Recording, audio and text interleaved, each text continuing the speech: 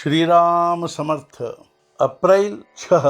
संत चलने बोलने वाले भगवान ही हैं। जो व्यवहार में अच्छा बर्ताव नहीं कर सकता वह परमार्थ नहीं कर पाएगा। व्यवहार में जो बातें घटती है उनका मन पर परिणाम नहीं होने दूंगा, ऐसा निश्चय करे और सद्गुरु की आज्ञा प्रमाण मानकर उसे पूर्ण करे। साधन पर विशेष ध्यान दे। मैं स्वयं कौन हूँ यह पहचाने। भगवान के सिवाय इस संसार में और कोई नहीं है यह समझेगा, तब मैं स्वयं कौन हूँ यह भी समझेगा। यदि निर्गुण समझ गया तो भी सगुण को नहीं छोड़ना चाहिए। अपने मुंह में भगवान राम का नाम आया, राम नाम लेने की प्रेरणा हुई, इससे क्या कोई और बड़ा भाग्य हो सकता है। हृदय में स्फूर्ति निर्माण होने पर ही हम विचार व्यक्त करते हैं, बोलते हैं। फिर मुख में जब राम नाम आया तो राम हृदय में नहीं, ऐसा कैसे हो सकता है। आप मुझसे कहते हैं कि मैं उपनिषदों की कुछ बातें उसका तत्वज्ञान कहूँ। मैं वह कैसे कह सकता हूँ। जिसने जो किया वही वह कहेगा। गुरु की आज्ञा के पालन के सिवाय मैंने और कुछ किया नहीं, तो मैं उसके अलावा कैसे कुछ कह पाऊंगा।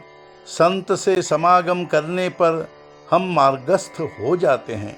हम साधु को व्यवहार में अपने साथ चलने बोलने करने के लिए कहते हैं, लेकिन जब वह अपने साथ व्यवहार करने लगता है तो उसके पास समता का व्यवहार नहीं, ऐसी उल्टी शिकायत करते हैं।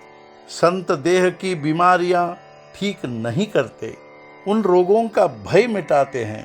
संत चलने बोलने वाले देवता ही हैं। संतों की देह के हिलने डोलने को महत्व नहीं है।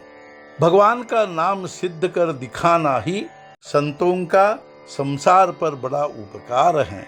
सिद्ध कर दिखाने का मतलब है नामस्मरण से परमार्थ सध जाना। हजारों लोगों को नामस्मरण करने के लिए प्रेरित करना ही संतों का कार्य है। संतों का कोई भी मार्ग वेदों और शास्त्रों के विरुद्ध हो ही नहीं सकता। संत सूर्य की तरह संसार पर स्वभावतः उपकार करते हैं। शास्त्रज्ञ कहते हैं कि सूर्य का तेज कम हो रहा है, लेकिन संतों का तेज बढ़ रहा है। धनवान माँ बाप का बेटा जब भीख मांगता है तो हम उस पर तरस खाते हैं। उसी प्रकार मनुष्य जन्म प्राप्त होकर भी हम सुखी नहीं रहते, इसका संतों को दुख होता है। योनियां अनगिनत है, उनमें मनुष्य जन्म प्राप्त होना बहुत कठिन है। मनुष्य जन्म प्राप्त होकर यदि भगवान की प्राप्ति नहीं हुई तो जीवन में भारी नुकसान होता है। इसलिए बहुत लगन से संतों का समागम करे, उनकी कृपा प्राप्त कर ले। संतों ने जो मार्ग निर्धारित किया उस पर आंख मूंद कर चले, गिरने ठिठकने का भय नहीं। हम गृहस्थी में इतने गहरे बैठ जाते हैं कि संतों की पुकार हमें सुनाई ही नहीं देती। कम से कम हमें पुकार सुनाई देगी, इतने अंतर पर तो हम हो। संत वचनों पर हम विश्वास रखें, फलतः भगवत प्रेम निर्माण होगा। वह निर्माण होने पर विषय प्रेम कम होगा। इसलिए संतों की केवल संगति करने पर भी कल्याण ही होगा। आज का मुख्य विचार, संत संगति और नामस्मरण से ही भगवत प्रेम प्राप्त होगा।